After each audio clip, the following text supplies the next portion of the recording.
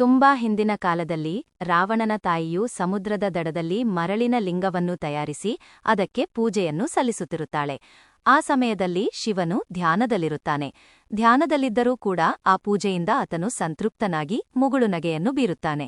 ಇದನ್ನು ನೋಡಿದ ಪಾರ್ವತಿಯು ಶಿವನನ್ನು ಕೇಳುತ್ತಾಳೆ, ಯಾಕೆ ನೀವು ಸಂತೃಪ್ತರಾದ್ರಿ? ಯಾವ ಪ್ರಸಾದವೂ ನಿಮಗೆ ಫಲಿಸಿತು ಎಂದು. ಆಗ ಶಿವನು ರಾವಣನ ತಾಯಿ ಪೂಜೆ ಮಾಡುತ್ತಿರುವುದನ್ನು ಪಾರ್ವತಿಗೆ ತೋರಿಸುತ್ತಾನೆ.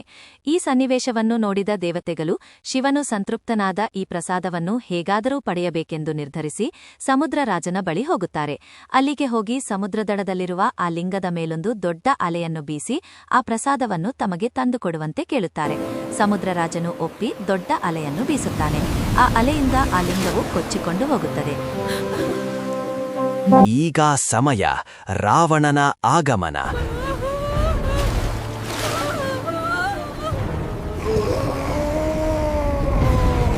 ಆದರೆ ಈ ಕೋಪದ ಜ್ವಾಲೆಯನ್ನು ತಡೆಯುವ ವೀರರು ಯಾರು? ಮುಂದುವರಿದ ಭಾಗಕ್ಕಾಗಿ ಕಾಯುತ್ತಿರಿ ಮಿಸ್ಟರ್ STR ಚಾಪ್ಟರ್ಸ್ ಯೂಟ್ಯೂಬ್ ಚಾನೆಲ್ನಲ್ಲಿ.